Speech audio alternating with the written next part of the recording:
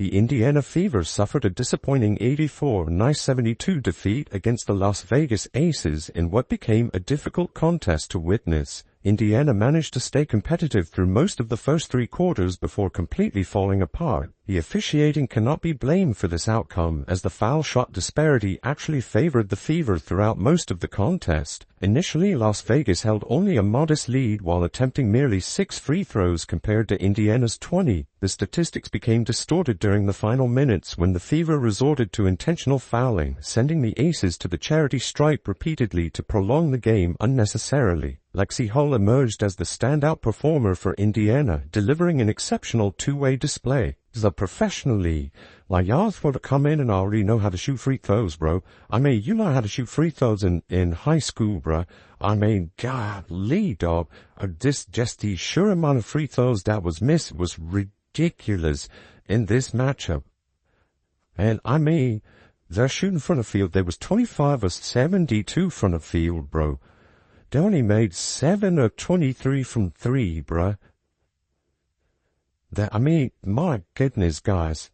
Now, they out-rebounded them with 39 rebounds and her defensive intensity proved remarkable, recording 2 blocked shots while achieving a double-double with 16 points and 10 rebounds on efficient 6 of 10 shooting. Hull's contributions kept the game competitive despite other shortcomings. Kelsey Mitchell endured a frustrating shooting night, requiring 26 attempts to reach 21 points. Her cold start improved somewhat in the later stages, but the inefficiency proved costly for Indiana's offensive flow. Aaliyah Boston's struggles continued with another subpar offensive showing, managing just 12 points on 5 of 16 shooting. Boston has failed to establish herself as a reliable second option during Caitlin Clark's absence. I mean, my goodness, guys.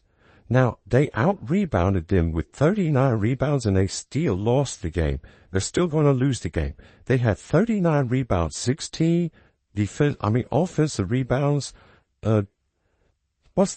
23 defensive rebounds, and y'all still lose the game. How the hell does that happen? It's rare that you see a team out-rebound another team and win the game.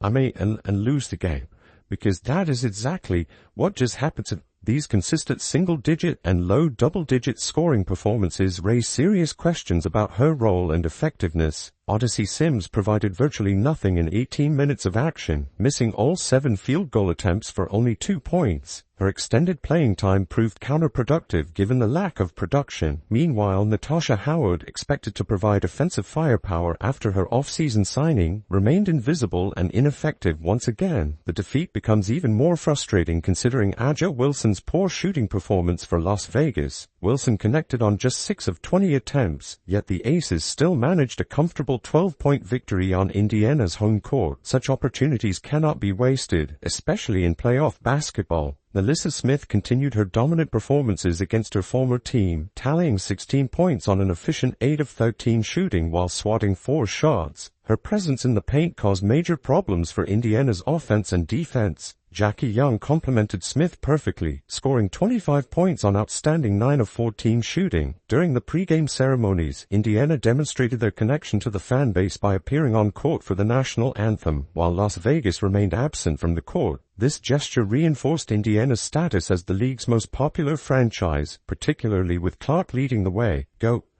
9 points, 8 rebounds, 4 assists. Now this is as of the 4th. Now I'm going to go back and check it, guys, because the game is still on. They say Ace's best player tonight. Sales, she's -10, bro. She was -10. Yeah, Odyssey Sales played bad. She played really, really bad. But 12 of 18 going into the 4th with the free throws is crazy, bro. 12 turnovers. How many turnovers do they get right now?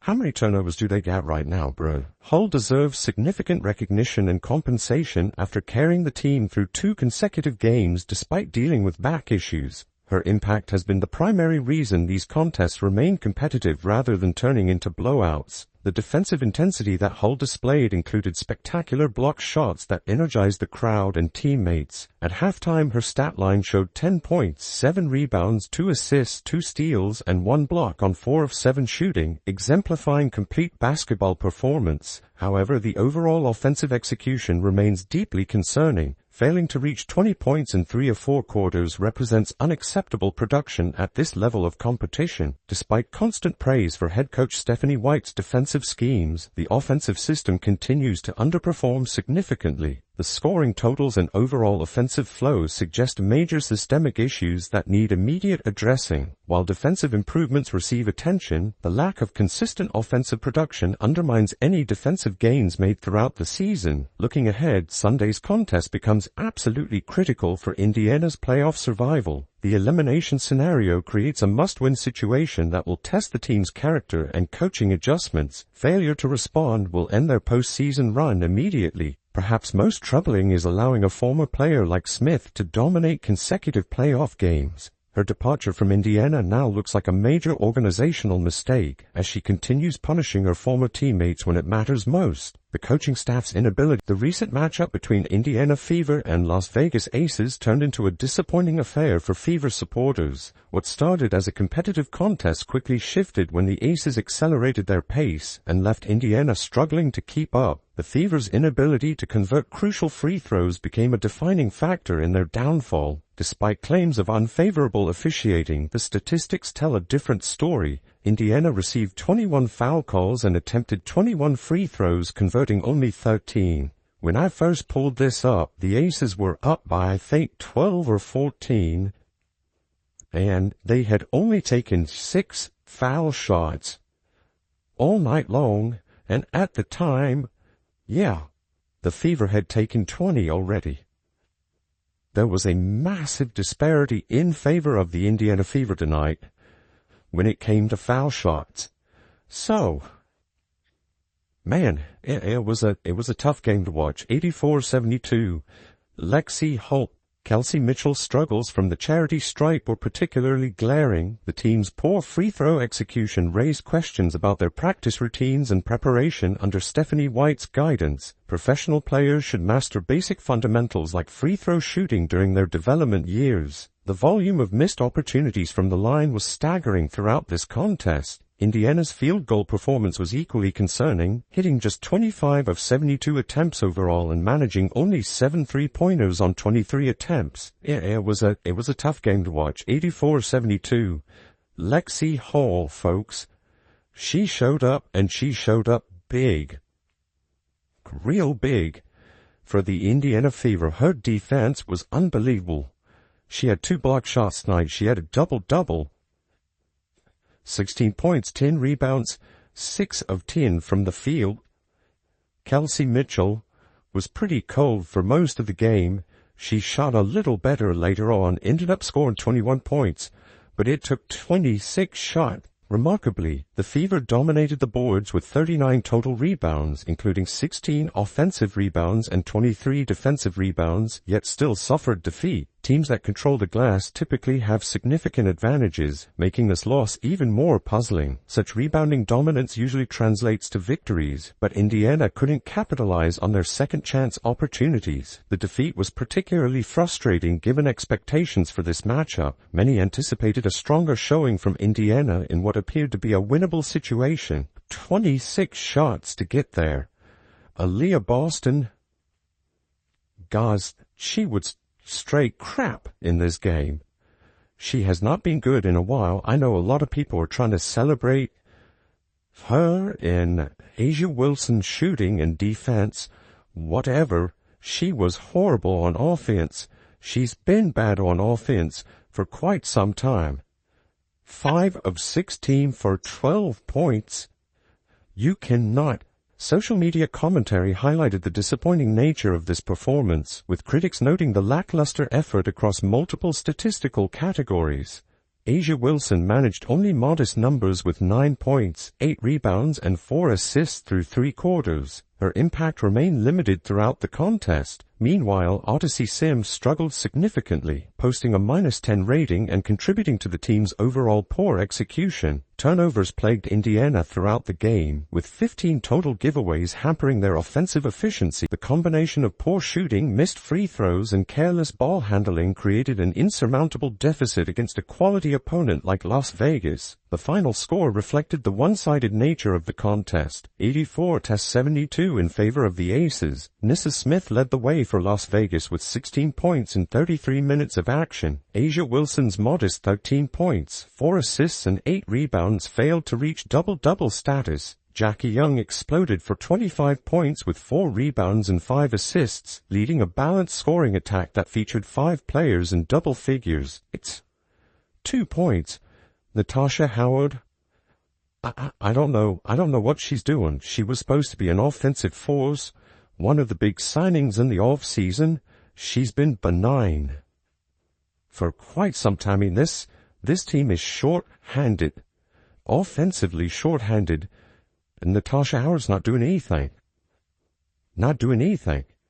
Absolutely rough. And one of the things that bothers me the most, there's 2 things. Dana Evans and Chelsea Gray contributed significantly, with Gray adding 15 points, 6 rebounds, and 3 assists. The Aces' depth and balanced scoring proved too much for Indiana to handle. In contrast, Fever players struggled to find consistent production outside of a few bright spots. Natasha Howard's minimal contribution of 5 points, 0 assists, and 5 rebounds highlighted Indiana's lack of interior presence. Lexi Hall provided a rare bright spot despite playing injured, recording 16 points and 14 rebounds for a double-double performance. Her toughness and determination stood out as the team's most impressive individual effort. Hall's warrior mentality and ability to produce while battling injury demonstrated the type of competitiveness the entire roster needs to embrace. Her performance served as a stark contrast to other players who seemed overwhelmed by the moment. Lia Austin contributed 12 points, 8 rebounds, and 4 assists, while Kelsey Mitchell managed 21 points and 2 assists. However, Mitchell's overall efficiency suffered due to her free throw struggles. Go 6 of 20.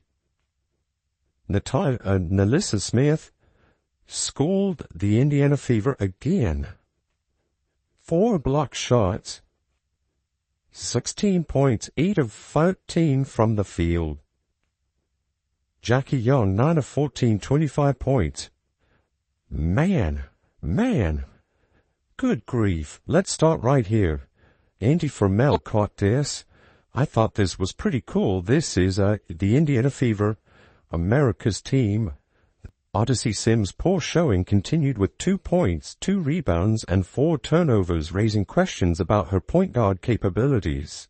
Shea Petty added 8 points, 2 rebounds, and 2 assists in limited action. Ariel Powers received 11 minutes of playing time but failed to make a significant impact. The lack of reliable point guard play became apparent throughout the contest, with no player stepping up to provide steady leadership and ball distribution. The team appeared nervous and tentative, possibly intimidated by facing A'ja Wilson and the defending champions. This mental approach contributed to their poor execution and inability to capitalize on advantages like rebounding superiority. Looking ahead, this loss puts Indiana in a precarious position for the remainder of the series. The likelihood of advancing appears slim based on this performance level. The team's previous victory in Las Vegas may represent their only bright spot in this playoff matchup. A controversial theory has emerged regarding Caitlin Clark's absence from the roster.